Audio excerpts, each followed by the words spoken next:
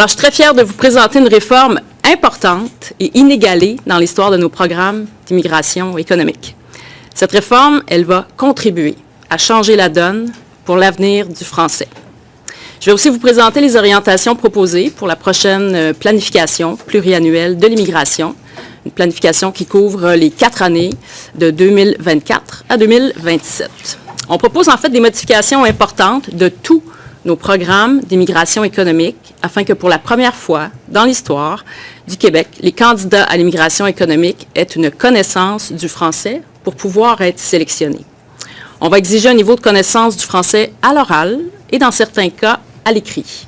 Ça va permettre à ces personnes non seulement de travailler en français, mais surtout de vivre en français. Bonjour tout le monde, j'espère que vous portez toujours très bien. C'est avec beaucoup de plaisir que j'ouvre ma caméra une fois de plus aujourd'hui pour vous parler des questions d'immigration, des sujets qui chauffent, ok. Si tu es nouveau sur la chaîne, tu es au bon endroit. Je me présente, je suis Exponentiel Fojo et sur cette chaîne on parle principalement d'immigration sous forme de tutoriels. Sur cette chaîne YouTube, si tu regardes bien, il y a beaucoup de vidéos qui vont te permettre comme ça de toi-même constituer ton dossier d'immigrer au Canada. Bien sûr, si tu n'as pas les moyens de te faire accompagner, il y a possibilité de faire les choses par soi-même et de réussir son projet d'immigration. Parce que moi, également, c'est ce que j'ai fait. Et puis, il y a pas mal de personnes que je connais qui l'ont fait. Certainement dans ton entourage aussi, tu connais des personnes qui sont au Canada et ça se peut que ce soit des personnes qui aient fait eux-mêmes leur processus d'immigration. Donc, c'est des prises de vidéos regroupées par thème, par différents programmes parce qu'il y a beaucoup de programmes qui te permettent comme ça d'immigrer au Canada. Il suffit de regarder est-ce que tu es éligible dans tel ou tel programme, est-ce que tu remplis les critères d'admissibilité dans tel ou tel autre programme afin de te lancer. Et ça, c'est des choses que je partage donc justement sur ma chaîne YouTube dans beaucoup de vidéos. Et puis aussi de temps en temps, je fais des vidéos comme celle-ci qui parlent d'actualité, qui parlent d'événements, qui parlent de sujets importants, qui parlent d'intégration aussi au Canada parce que c'est très important.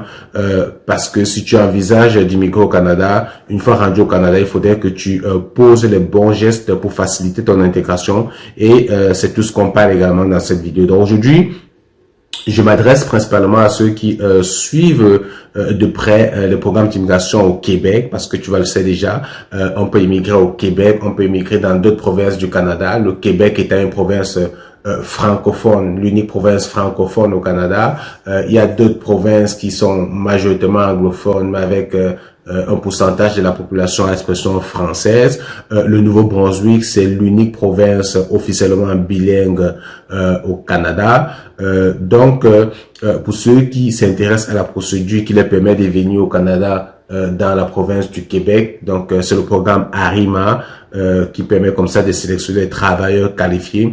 Donc depuis quelques semaines, donc on n'a pas d'invitation du bassin ARIMA.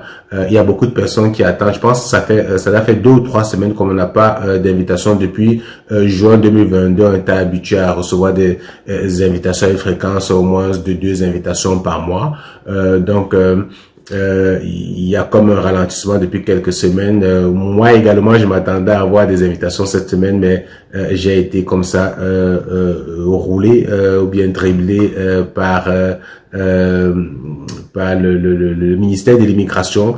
Mais en fait, ce qui se passe aujourd'hui, c'est qu'aujourd'hui même au Québec, il y avait une conférence de presse autour en fait des questions de réforme autour de l'immigration, du programme d'immigration du Québec. Il y a beaucoup d'annonces qui ont été faites, il y a beaucoup de changements à venir. C'est des questions beaucoup plus orientées autour du français, de l'expression du français, du maintien du français au Québec qui aura un impact sur la plupart des procédures d'immigration du Québec. Comment est-ce qu'on fait pour recevoir une sélection présentement dans le bassin? J'espère que cette mesure ne doit pas affecter les candidats qui ont déjà fait une déclaration d'intérêt, qui sont présentement dans le bassin, parce que vous allez le suivre dans la vidéo, il y a beaucoup de nouvelles qui vont comme ça changer les critères de sélection. Il y aura des exigences au niveau des niveaux de score en français parce que vous le savez présentement, lorsque vous voulez faire une déclaration d'intérêt dans ARIMA, même si vous ne présentez pas un test de français, le système vous laisse soumettre votre dossier de déclaration d'intérêt.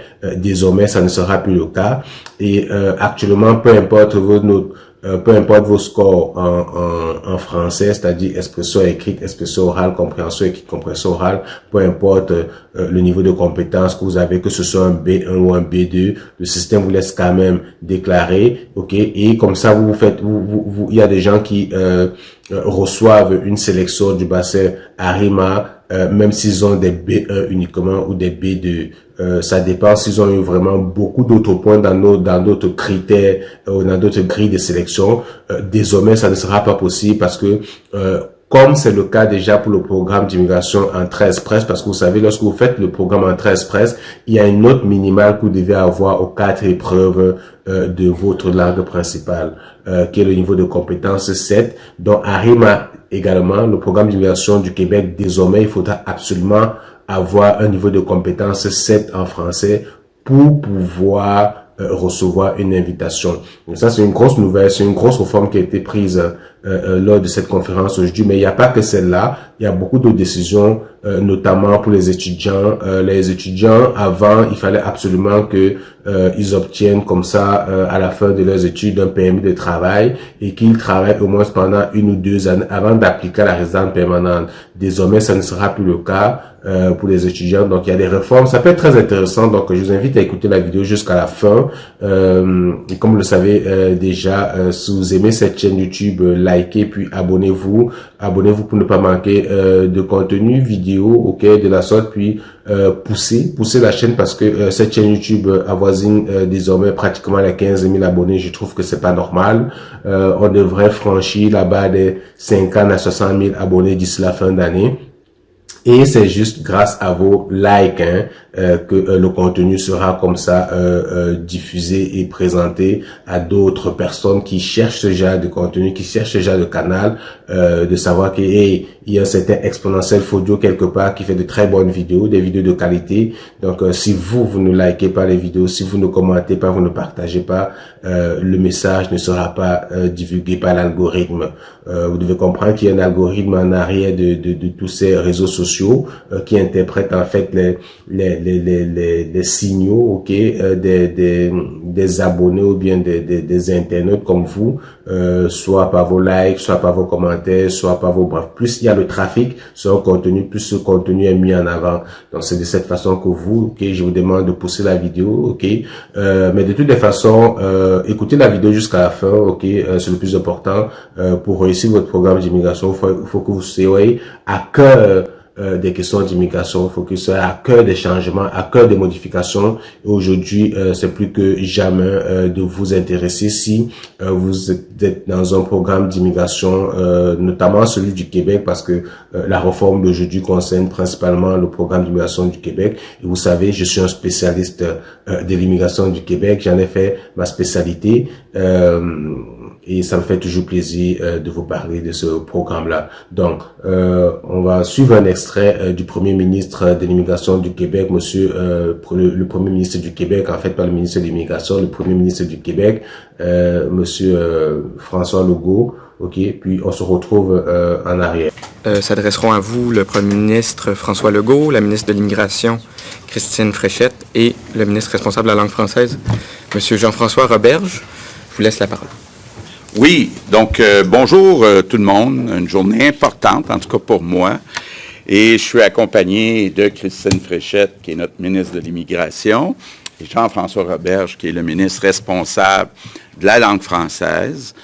Vous savez, ma première responsabilité comme premier ministre du Québec, c'est de m'assurer qu'on protège notre identité, puis ça commence bien sûr par notre langue. Pourquoi que c'est important? Parce que je suis le seul chef d'État en Amérique qui représente une majorité de francophones. Donc, j'ai une responsabilité face à l'histoire, entre autres, de protéger, de poursuivre ce parcours d'une nation francophone depuis 400 ans. Donc, je me sens vraiment un devoir, une grande responsabilité. Malheureusement, quand on regarde les chiffres concernant la présence du français, là, puis tous les indicateurs, que ce soit sur la place publique, à la maison, première langue parlée, partout partout, on voit depuis un certain nombre d'années un déclin du français au Québec. Donc, j'ai un devoir d'agir. Moi, je ne serais pas capable, là, quand je prendrai ma retraite dans 10 ans, dans 20 ans, de me dire, j'ai été premier ministre du Québec, là, puis je n'ai pas pris les mesures nécessaires pour renverser ce déclin-là. Donc, il faut agir. Puis on a commencé à agir dans le premier mandat. D'abord, on a augmenté là, de plusieurs centaines de millions de dollars le budget de la francisation, pour maintenant annoncer bientôt Francisation Québec. On a aussi adopté la loi 96, qui est le geste le plus important depuis la loi 101 de René Lévesque. Tous les gouvernements qui se sont succédés après René Lévesque n'ont pas posé des gestes aussi forts que la loi 96. Puis là, je ne veux pas revenir dans tout ce qu'il y a dans la loi 96, mais pour moi, il y a une mesure ou un groupe de mesures qui est important. Ça concerne le français, langue de travail. D'abord, on a choisi d'étendre la loi 101 aux petites entreprises de 25 à 49 employés. On a aussi choisi d'étendre la loi 101 aux entreprises à charte fédérale. Il y avait beaucoup de sceptiques, mais on a eu une certaine collaboration du gouvernement fédéral pour que les grandes entreprises aériennes, chemins de fer, banques, les entreprises à charte fédérale soient obligées maintenant aussi de mettre en place la loi 101. Et pourquoi je souligne ces mesures-là? Parce que c'est un signal fort. Quand on dit aux Québécois actuels, puis aux Québécois futurs, au Québec, pour travailler, il faut parler français, bien évidemment là, que ça devient tout un incitatif d'apprendre le français, de connaître le français. Bon, maintenant, il faut agir sur l'immigration. Il faut agir sur l'immigration, puis peut-être avant de vous parler de nos mesures, rappeler, puis là je vous parle pour l'instant de l'immigration permanente, je vous parlerai tantôt de l'immigration temporaire, mais parlons de l'immigration permanente, là, les fameux 50 000 immigrants par année. Il y en a d'abord 65% environ que c'est de l'immigration économique. Puis ça, la sélection se fait entièrement par le gouvernement du Québec. Bon, si dans le passé, il y a des gouvernements qui n'ont pas été assez exigeants, puis c'est le cas, concernant la connaissance du français, bien, on a juste le gouvernement du Québec à blâmer, que ce soit les libéraux ou les péquistes, parce que ce 2/3 des immigrants sont choisis par Québec. Il y a une deuxième catégorie qui représente à peu près 20% de l'immigration, c'est la réunification familiale. Donc, ceux qui viennent au Québec pour rejoindre leur famille, la sélection se fait par le gouvernement fédéral. Puis il y a une troisième catégorie qui représente à peu près 15%, qui sont les réfugiés. Ça aussi, c'est choisi par le gouvernement fédéral. Revenons à l'immigration économique qu'on contrôle au Québec. Jusqu'à présent, on a toujours mis des points. Si on parle français, on obtient des points. Mais ce n'était pas obligatoire. Quelqu'un peut être accepté comme immigrant économique, même s'il ne parle pas français, en autant qu'il y ait plus de points dans les autres conditions. Bien, aujourd'hui, je vous annonce qu'à l'avenir, c'est la première fois que ça va être le cas dans l'histoire du Québec, pour pouvoir déposer une demande pour devenir un immigrant économique au Québec, il va falloir avoir une maîtrise du français, puis Christine va vous expliquer les différents niveaux qui vont être exigés. Maintenant, concernant les seuils d'immigration, on dépose aujourd'hui pour consultation, donc on veut consulter les groupes, la population, les experts, on dépose 2 scénarios. Premier scénario, qui est le scénario qu'on avait proposé en campagne électorale, c'est-à-dire limité à 50 000 immigrants permanents par année là, le nombre de personnes à qui on donnera des certificats. Par contre, on dépose un deuxième scénario. Je me suis rendu compte avec, entre autres, notre excellent sous-ministre à l'immigration. Alors, donc, dans cette première extrait, j'espère que vous avez prêté attention, vous avez bien écouté. Alors, il y a une grosse réforme qui sera faite au niveau des programmes d'immigration. Et comme vous l'avez compris, tout cela tourne autour du maintien de la langue française au Québec. Il y a un signal fort qui est annoncé là, ok? Vous savez, le Québec au Canada, c'est vraiment la principale province francophone. Lorsqu'on dit qu'on parle français au Canada, c'est vraiment au Québec que vous allez entendre des gens qui parlent français, beaucoup plus, ok? Il y a le Nouveau-Brunswick qui est une province bilingue, c'est-à-dire qu'on peut avoir des services autant en français qu'en anglais, ok? Mais lorsque vous êtes au Nouveau-Brunswick, vous vous rendez compte quand même que l'anglais est écrasant. À part ces deux provinces, dans le reste du Canada, c'est vraiment beaucoup anglophone. C'est vrai que beaucoup de provinces, comme le Manitoba aussi, commencent à mettre, la Nouvelle-Écosse aussi, commencent à mettre un accent sur des programmes d'immigration qui va faire venir comme ça beaucoup plus de francophones dans les provinces, ok? Donc le français est au cœur des débats, beaucoup plus au Québec. Et en début de vidéo, vous avez entendu le Premier ministre François Legault parler de la loi 101.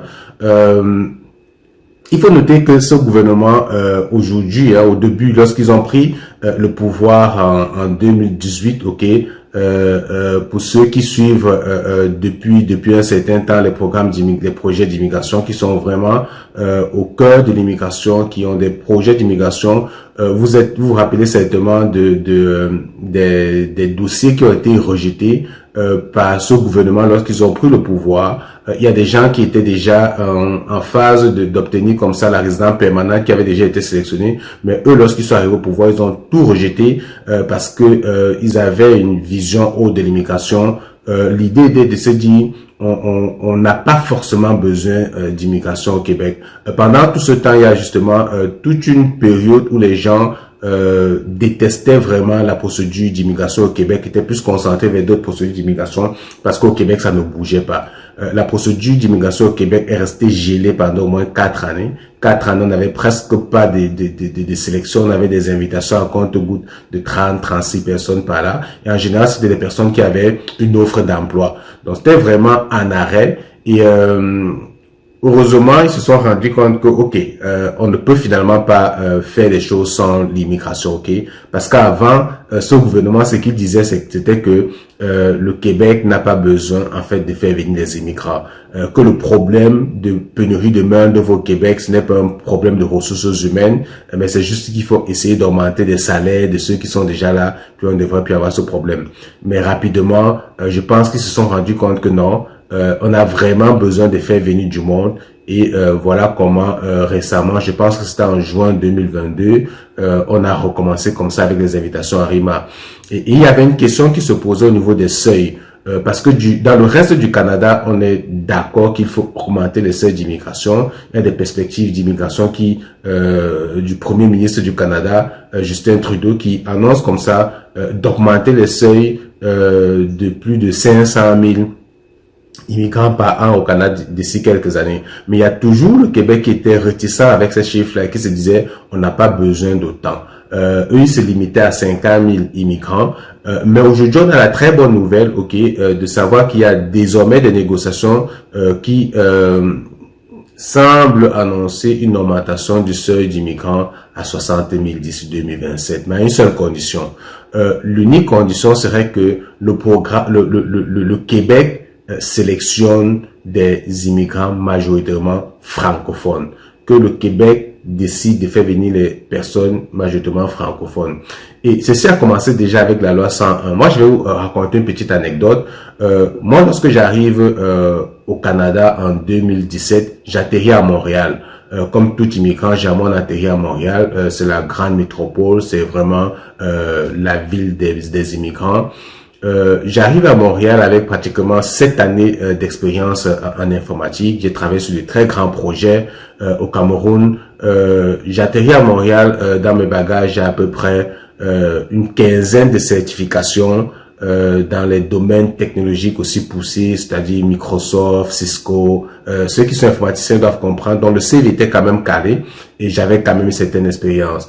Mais ce qui se passe, ok, c'est que arrivé à Montréal, je passe 3 mois à passer des entrevues.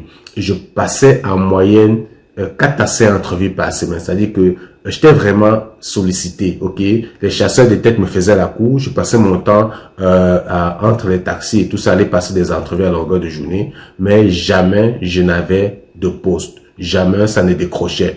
Et en général, je dirais à 95% des motifs que je recevais après chaque entrevue, ce qu'on me disait, c'était que il fallait quelqu'un de parfaitement bilingue, que je n'étais pas parfaitement bilingue, donc on ne pouvait pas me donner le poste. Ok, j'aime dire aujourd'hui que je me retrouve à Trois-Rivières parce que je voulais chasser en fait cette question d'anglais là, même si ça me suit toujours un peu aujourd'hui, mais heureusement pour moi je me suis beaucoup amélioré. Mais j'ai dû partir de Montréal parce que il fallait tourner le dos à ce problème d'anglais qui revenait à toutes les entrevues. Et ça ce n'est pas une question qui me concerne juste moi. C'est vrai que c'est beaucoup plus présent pour les informaticiens dans les domaines de la tech et tout, même pour les comptables, beaucoup de comptables, bref. La plupart des personnes qui arrivent et atterrissent à Montréal, au Canada, ont des problèmes d'anglais. Et un peu partout au Québec, mais beaucoup plus présent à Montréal. Alors ça illustre très clairement, ok, avec mon cas, mais également vous devez certainement avoir beaucoup de témoignages dans ce sens-là, des personnes qui ne peuvent pas travailler à Montréal ou bien qui ont du mal à travailler à Montréal parce qu'ils sont francophones. Pourtant, on est bel et bien dans une province francophone, l'unique province francophone d'ailleurs du Canada, mais qui peine, ok, comment dire, qui peine à avoir vraiment un taux de francisation important, ok. Donc voilà pourquoi ce gouvernement-là, ok, fait toute une réforme autour de l'immigration en mettant un accent sur le français. Dit qu'on va augmenter les seuils d'immigration au Québec si et seulement si on fait venir uniquement des personnes qui parlent français. Ok, voilà pourquoi tout cela tourne, depuis vous entendez ce qu'il dit, ça tourne autour de la francisation, du parler français, de s'exprimer en français, parce que pour le Québec, le français c'est comme une identité, c'est un ADN, et il est hors de question que le français disparaisse. Ok, il faut tout faire pour maintenir le français. Alors la loi 101, pour ceux qui ne savent pas à peu près c'est quoi, c'est que récemment il y a eu comme une loi qui oblige en fait les employeurs, qui dit que la langue officielle de travail au Canada c'est le français. C'est-à-dire que comme moi à l'époque, la plupart des employeurs me refusaient des emplois parce que je n'étais pas anglophone. Aujourd'hui les employeurs n'ont plus ce droit-là. Un employeur n'a plus le droit au Québec de vous refuser un emploi ou bien de vous discriminer d'un emploi parce que vous ne parlez pas français. Ok, ce n'est plus normal. Ils vont certainement peut-être trouver d'autres motifs, mais ils ne peuvent pas ouvertement vous dire voilà, c'est parce que vous ne parlez pas c'est parce que vous ne parlez pas anglais qu'on vous recale. Ce n'est plus possible. Donc c'est ça la loi 101 qui a été adoptée récemment, dont le Premier ministre fait référence, hein, mais il enchérit avec d'autres annonces qu'on va suivre à la suite de cette vidéo. Déjà, pour ceux qui suivent le programme d'immigration au Québec, le programme ARIMA, vous devez constater que depuis pratiquement 3 semaines, il n'y a pas d'invitation. Tout le monde attend les invitations, mais les invitations ne viennent pas. Certainement, c'est parce qu'il y a cette réforme, ce qui est en étude, hein, donc il y a des analyses, il y a des choses qui sont d'être faites, donc on risque à avoir un nouveau ARIMA, un nouveau changement, une nouvelle ère dans ARIMA, un nouveau souffle dans ARIMA, et ce qui est au centre, c'est vraiment le français. Vous savez, aujourd'hui, lorsque vous voulez faire une déclaration d'intérêt dans ARIMA, des fois, même sans test de français, vous pouvez soumettre votre déclaration. Vous remplissez parce que il n'y a pas que le critère de langue qui est pris en compte dans ARIMA. ARIMA fonctionne sur un système de pointage, et si vous avez des points dans d'autres grilles, ok, comme votre âge, niveau d'études, domaine d'expérience et tout ça là, ça peut vous permettre de recevoir une invitation d'ARIMA. Mais aujourd'hui, ce que le ministre annonce, et ça c'est un signal fort, c'est que désormais, aucun candidat ne pourra être invité ou sélectionné du bassin ARIMA s'il n'a pas passé un test de français. Et loin de là, il ne suffit pas de passer un test de français, mais il y a des notes éliminatoires. Il faudrait qu'il ait au moins un niveau de compétence de 7. NCS de 7 sur 12, c'est-à-dire qu'un français, un niveau de français intermédiaire, ce qu'on appelle des B2 avancés. Ok? Donc, si vous faites un test de langue et dans les épreuves d'expression orale, de compréhension orale, vous avez moins de B2, il y a de fortes chances que le système ARIMA ne vous laisse pas soumettre une déclaration d'intérêt. Exactement comme ce qui se passe du côté de l'entrée express. Lorsque vous faites l'entrée express, si vous n'avez pas au moins un 7 ou 4 épreuves, vous n'entrez pas. Vous n'entrez pas dans le bassin. Le bassin ne vous laisse pas faire une déclaration d'intérêt. Donc, c'est ce qu'on va vivre désormais au Québec avec le programme ARIMA. Et pour ceux qui sont d'expression française, c'est plutôt une bonne nouvelle pour vous. C'est une décision qui a peut-être plus discriminé des personnes qui étaient anglophones, qui jusqu'ici pouvaient également faire une procédure d'immigration ARIMA. Mais normalement, avec une bonne préparation, ok, vous êtes capable d'aller chercher quand même un 7 en français, bien que ce soit pas évident. Donc, on va écouter dans la suite de la vidéo la suite des annonces et des réformes proprement dites qui vont arriver dans les prochaines semaines. Ce qu'on souhaite, en fait, c'est qu'ils puissent avoir du succès ici, chez nous, donc chez eux, en français. Parlons d'abord du programme régulier des travailleurs qualifiés, le PRTQ, qui est en fait le principal programme d'immigration économique. Actuellement, là, ce programme-là, le premier ministre expliquait, il n'impose pas de connaissance du français. La connaissance du français, elle donne des points, mais c'est possible pour quelqu'un de se qualifier, d'être sélectionné sans parler français. Alors, ce qu'on propose, c'est carrément de changer d'approche et de créer un nouveau programme, le programme d'immigration pour les travailleurs qualifiés, qui deviendra le PSTQ, Programme de sélection des travailleurs qualifiés. Ce nouveau programme ne fonctionnera pas avec une grille de points, mais plutôt avec des critères qu'il faudra absolument rencontrer. Le programme va permettre de sélectionner des travailleurs qualifiés connaissant le français, ayant de bonnes capacités d'intégration professionnelle et qui seront aptes à exercer dans un délai raisonnable leur profession au Québec. Pour que le programme réponde mieux aux besoins du marché du travail, on élargit la gamme des professions qui seront admissibles à l'immigration économique permanente. Donc, en fait, ce sera plus facile pour l'ensemble des professions de se qualifier. On va créer en fait 4 volets. Le premier volet, c'est pour les professions qui requièrent des hautes qualifications, des compétences spécialisées. On vise les personnes qui vont avoir un métier demandant une formation universitaire, collégiale technique ou secondaire professionnelle. Quelques exemples, par exemple, des gestionnaires en système informatique, des designers graphiques, techniciens en génie mécanique. Ça, c'est des exemples pour le volet 1. Le volet 2, c'est pour les compétences intermédiaires et manuelles. On vise les emplois qui demandent une formation secondaire générale ou professionnelle ou acquise en cours d'emploi. D'autres exemples de ce volet 2, c'est par exemple pour des cuisiniers, des préposés aux bénéficiaires ou des conducteurs de camions de transport.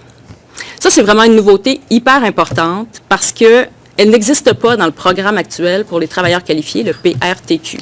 Et ça va donc nous permettre d'être beaucoup plus agiles, de couvrir beaucoup plus de types de professions pour permettre de garder chez nous plusieurs employés essentiels qui sont déjà actifs dans une foule de métiers. Exemple, beaucoup de PME embauchent des travailleurs temporaires avec des compétences manuelles et souhaiteraient pouvoir les garder sur une base permanente. Ce sera maintenant possible avec ce volet 2 si les exigences, bien sûr, de français et les autres exigences sont rencontrées. Le volet 3, c'est pour les professions réglementées. Donc, ça s'adresse aux personnes exerçant des professions qui sont régies par des ordres ou qui requièrent une autorisation par une corporation professionnelle, un corps de métier. Exemple, des infirmières, infirmiers, des enseignants du primaire, du secondaire, des hygiénistes dentaires. Ça, c'est des exemples pour le volet 3. Et le dernier volet, ça s'appelle le volet des talents d'exception. Ça visera très peu de gens, mais on juge important d'avoir cette passerelle pour sélectionner les personnes qui ont des expertises rares, prisées par le Québec, stratégiques, très pointues, et qui sont reconnues comme un leader, quelqu'un qui se démarque dans leur champ d'expertise. Les conditions de chacun des volets vont être modulées selon le niveau de qualification des professions. Il va aussi falloir démontrer avoir une connaissance du français oral et, dans certains cas, comme je disais, des connaissances du français écrit. Donc, les exigences sont modulées en fonction des volets, mais notre volonté, c'est d'obliger les candidats à avoir une bonne connaissance du français, peu importe le métier. On veut redynamiser aussi nos 3 programmes de gens d'affaires. Plusieurs volets là, sont suspendus depuis un certain temps, voire depuis des années, comme vous le savez. C'est important pour moi de revoir le tout pour que ces programmes permettent vraiment d'attirer et de retenir des entrepreneurs, des créateurs d'emplois et d'entreprises. Donc, chacun des 3 programmes va maintenant exiger que les demandeurs principaux démontrent qu'ils possèdent une connaissance orale du français de niveau 7. Ça, c'est le niveau intermédiaire avancé. Il y a 12 niveaux en tout. Actuellement, aucun des 3 programmes de gens d'affaires ne comporte cette exigence en matière de français. Donc, on a revu le programme Entrepreneur pour mieux répondre à une réalité dont on m'a beaucoup parlé d'ailleurs dans ma série de rencontres en région, la nécessité de favoriser le reprenariat d'entreprise. Donc là, on va voir un canal qui va permettre ça, le reprenariat via l'immigration. Au niveau du programme des investisseurs, on a fait des ajustements qui vont permettre de corriger les enjeux d'établissement au Québec et de rétention de ces personnes-là. Donc, des éléments qui étaient très défaillants avec le programme antérieur. Dès l'an prochain, on va pouvoir sélectionner des profils d'investisseurs francophones qui répondent mieux à nos besoins économiques. Un autre des changements proposés, ça vise le regroupement familial. Des modifications seront apportées afin de s'assurer que les garants accompagnent mieux les personnes qu'ils parrainent en matière de francisation et d'intégration. Un plan d'accueil et d'intégration va devoir être exigé des garants lorsqu'ils demandent à parrainer des personnes âgées entre 18 et 55 ans. Entre 2019 et 2022, ça vaut la peine de souligner que le regroupement familial a représenté en moyenne 24 % des nouveaux arrivants au Québec. Je vais vous parler bien sûr aussi du PEC, le programme de l'expérience québécoise. Je m'en suis fait beaucoup parler ces dernières semaines, ces derniers mois. Alors, on annonce des assouplissements importants dans le volet PEC diplômé. Le premier ministre et moi, on l'a souvent dit, il faut vraiment miser sur les étudiants qui viennent chez nous pour leur parcours académique. Ils prennent racine ici, ils s'installent partout au Québec, puis on veut les garder chez nous. On vise donc à accélérer la sélection permanente pour les diplômés de programmes d'études universitaires, techniques ou professionnels en français. On retire aussi l'exigence de travail minimum d'1 année et l'exigence d'occuper un emploi au moment du dépôt de la demande. Ça va permettre aux employeurs de bénéficier plus rapidement d'un bassin de travailleurs qualifiés et qui parlent français.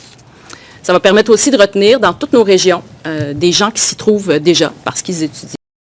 Alors, je mets une pause ici parce que ça c'est un signal fort. Ça c'est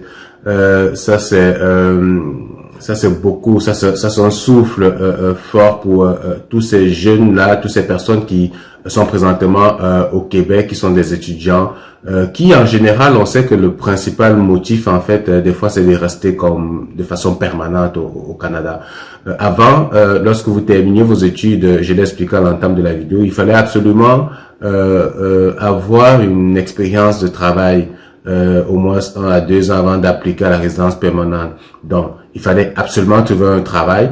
Et même récemment, ce gouvernement avait fait des modifications dans lesquelles il disait il fallait obtenir un emploi dans certaines catégories. C'est-à-dire que vous aviez un emploi, mais dans des catégories qui n'étaient pas admissibles ou éligibles, vous ne pouviez pas appliquer à résidence permanente. C'est d'ailleurs une décision qui avait poussé beaucoup d'étudiants du Québec à aller dans d'autres provinces à la fin de leurs études. Parce que vous le savez, lorsque vous terminez vos études, vous obtenez un permis de travail ouvert. Un permis de travail, c'est un document qui est émis par le gouvernement canadien et non pas par la province. Donc, avec un permis de travail, vous pouvez travailler dans n'importe quelle province du Canada. Donc, à cause de cette loi qui avait été arrêtée il y a quelques mois, beaucoup d'étudiants quittaient le Québec à la fin de leurs études pour aller chercher rapidement la résidence permanente ailleurs. Donc, ça c'est une très bonne nouvelle parce que désormais, lorsque vous terminez vos études, vous n'auriez plus besoin absolument d'avoir de l'expérience de travail avant de faire la demande de résidence permanente. Donc, tout de suite à la fin de vos études, vous pouvez directement appliquer à la résidence permanente du Canada. Vous n'avez même pas besoin d'avoir de l'expérience de travail avant d'appliquer. Donc, ça c'est très important, une très bonne nouvelle pour les étudiants. Donc, je tenais vraiment à insister là-dessus et j'espère que vous allez en bénéficier. Dans ces régions. On l'a officialisé ce matin en Chambre. On va tenir au cours des prochains mois donc une consultation parlementaire pour planifier l'immigration au Québec pour les 4 prochaines années. J'ai déposé, je les ai ici, là, le cahier de consultation, de même que le recueil des statistiques en immigration. C'est un document qui va servir de base pour la consultation, donc on va tenir cet automne, un important exercice démocratique. Les orientations, vous allez le voir, portent sur plusieurs thèmes humanitaires, économiques et sociolinguistiques. On propose notamment une augmentation de la part de l'immigration permanente francophone. On le dit depuis des mois, donc notre objectif, c'est de tendre vers une immigration entièrement francophone. Donc, je suis fière d'annoncer qu'avec les modifications réglementaires que l'on propose, 96% des demandeurs principaux connaîtront le français, et ce, dès l'année 2026. Et il faut voir qu'en 2018, c'était 72%.